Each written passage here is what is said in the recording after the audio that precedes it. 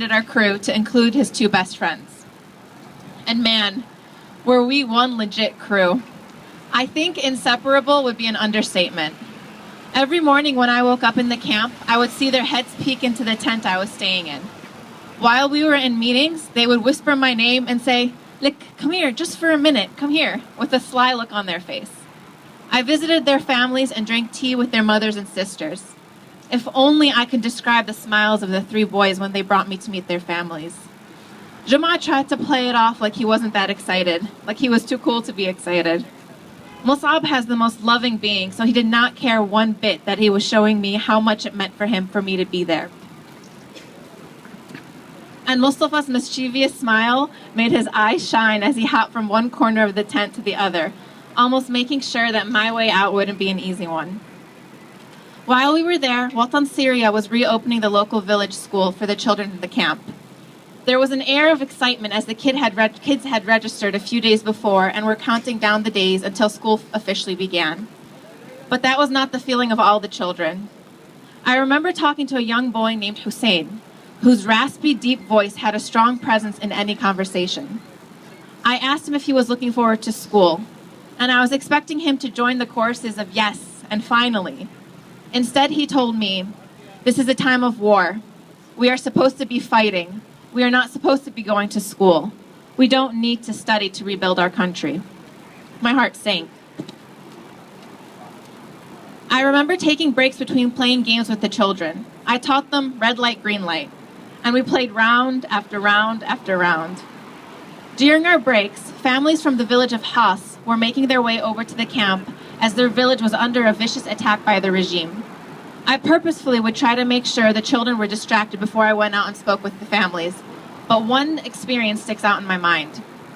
I was talking to an activist, and just as he was telling me what type of missile landed in Has, my little man Juma comes up into the group with his hands in his pockets and tells me, no, Yisser, he's wrong.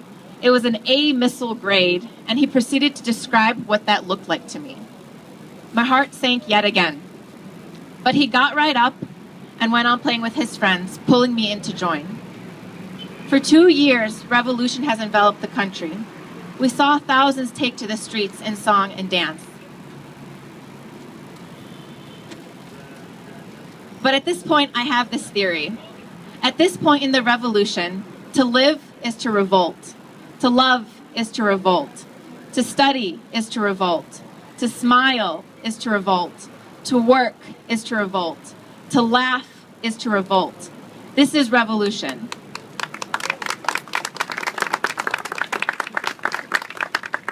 When Juma chose to play with his friends instead of listen to the details of the attack, as I wanted to, he was revolting. I wasn't revolting, so I didn't know how to do that. When the three boys made bubbles out of a plastic cup, water, soap, and a twig, they were revolting. When the children packed up their bags to go to school for the first time in 2 years, despite their presence in a refugee camp, they were revolting. The children of Syria are crying, yes. The children of Syria are being killed and targeted, yes.